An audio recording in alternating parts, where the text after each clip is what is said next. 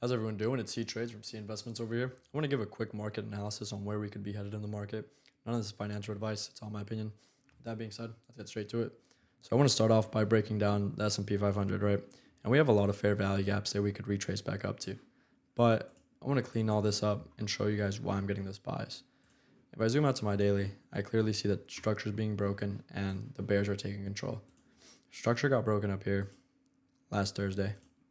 We saw that big sell-off.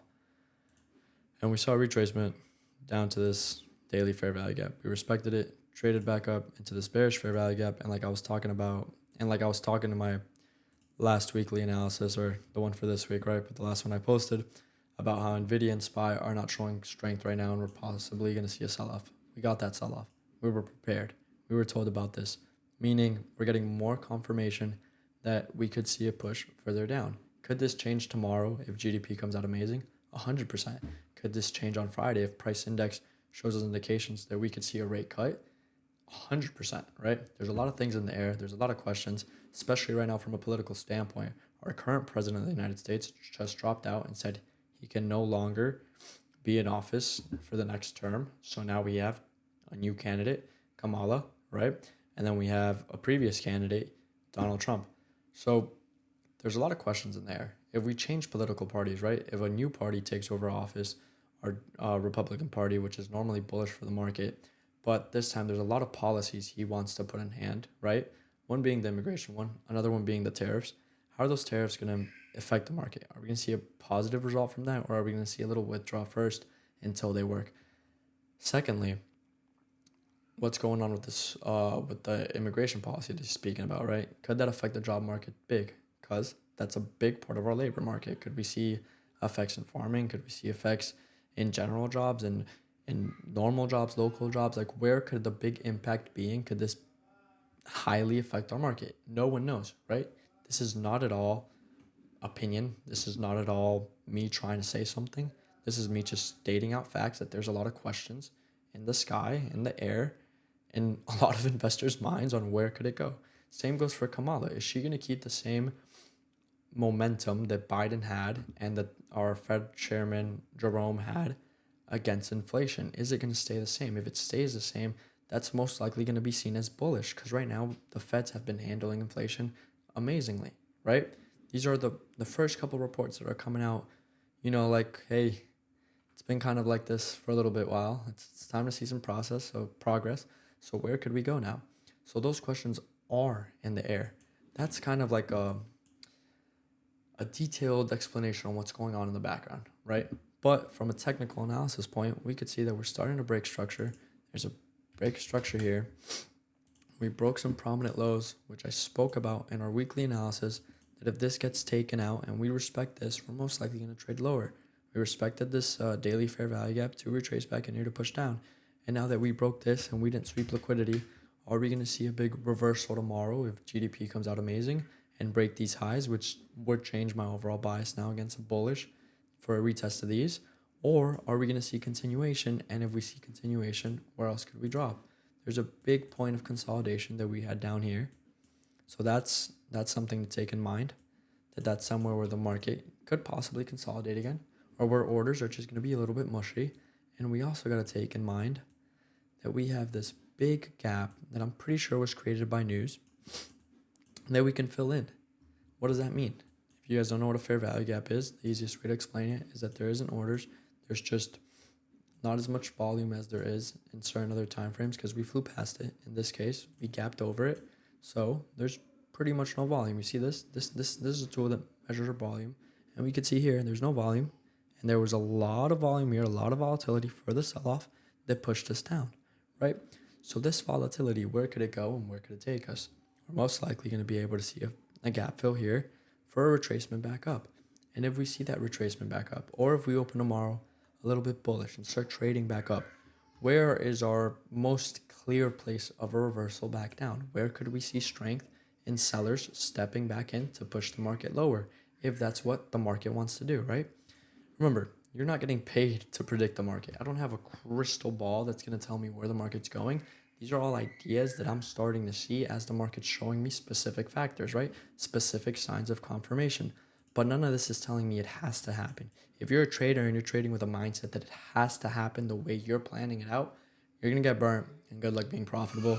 Because in this market, you cannot think that only what you say is gonna go, right?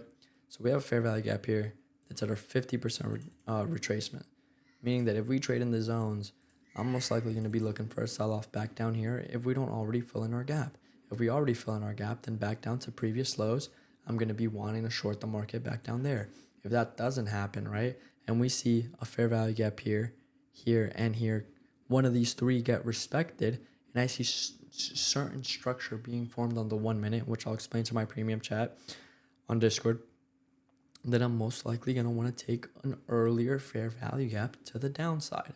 If we see GDP come amazing and we trade above here, like I said, we could be aiming for these previous highs again, because we're going to be expecting that if GDP came out good, right, and if we're doing good in that sector, that Friday's news price index might come out better than expected, or it might come out bullish, and we're going to hear those fantastic news we've been wanting to hear about rate cuts being possibly taken out next year. If that doesn't happen, then we're going to see that sell-off. So I want you to keep both of those point of views in mind. But I want to help you build that daily bias. And that daily bias right now is that we're in a clear downtrend, right? We're clearly trading down. And how can you verify that we're trading down? Well, we're creating that structure that we like to see. We're creating lower highs, breaking structure, lower lows, lower highs, lower lows, lower lows, and we're probably going to create a lower high. You want to grab that lower high and you want to bring it further down, right? So with that being said, I want to leave you guys there with that idea on SPY, that there's a possibility that we can retrace and push down lower. That's not financial advice. That's my own opinion on what I believe could happen, that we're just going to create a higher leg to push further down. And it's all about like that initial structure that we talked about. If you know me, or if you're in my Discord, you've seen that my trades haven't been as active as they normally are. And why is that? Because if you're a trader and you're trading in these big reversal zones and this big messy price action, you're most likely losing money. And don't give yourself a hard time because of that, because you need to learn. I've lived through a bearish market and I've lived through a bullish market. And whenever we start seeing early signs of a reversal or early signs of a pullback, I step away a little bit, take notes on what's going on, and really start to identify what's happening. Because like I said, you get paid for the decisions you make and not for forcing something. So if I force something, it's most likely not a smart decision, meaning I'm most likely going to get stopped out or lose some money on it. I want to leave you guys there with SPY, just kind of breaking down what's going on with that. A quick analysis on Tesla, Jesus, I can't talk, and Google, is that we did have the sell-off in earnings. Why is that? Google did pretty well, if you tell me, 2% in earnings and 0.55% surprise in revenue. But they said that AI isn't being profitable yet, right? We're not seeing profitability in AI, which is bearish. Why is that? Because all these big tech companies are investing a lot of money in AI. And if we don't start seeing results, then what does that mean? Is it a dot-com bubble? Is this going to pop like Google? Like what's going to happen, right? Tesla followed under it. I think the big sell-off on Tesla, though, from my opinion, I didn't read the full earnings report, but from my opinion, it was because Elon asked the shareholders, or he wants to talk to the shareholders about a possible investment in his new AI project or in his new company that he wants to start looking at. There's also been some rumors about how he wants to close Tesla or something like that. I don't exactly know. But overall, that there hasn't been a lot of good things on his end, and it looks like in this press conference that he was talking about, or in the shareholder conference, my fault, that he was talking about, he didn't say the right things to investors, and we saw the big sell-off. I'm pretty sure that he beat revenue, but he missed out on overall earnings. Yeah, I want to leave you guys with that. And most of all, I talked about it on my weekly analysis, and I told you guys NVIDIA is not showing strength. There's a lot of bearish action, and once again, the bears took over, right? We saw a big sell-off today, and we're mostly going to continue that down to 107. I don't want to break this down too much with you guys on NVIDIA because I will be talking to my premium code about it. There's some possible good swings here, and there's some possible good setups that are starting to form on some big returns that we could see if we do have that big sell-off or if we have that big reversal. Who knows, right? Only one would find out is by joining the court. But with that being said, I hope you guys trade smart and don't try to force something. Once again, don't give yourself a hard time. if this week or last week you saw some struggles, reason being is we're going through a reversal. And for all you newer traders or people who are just getting into the markets, right? You're most likely thinking, hey, why aren't we still not going up, up, up, up, up like we have been? Well, we're starting to change market. We're starting to pull back. That's where a lot of traders get burnt because their ego doesn't let them see what's going on in the market. And they think, no, we must go up or we must go down. And that's where you get burnt. You must not do anything.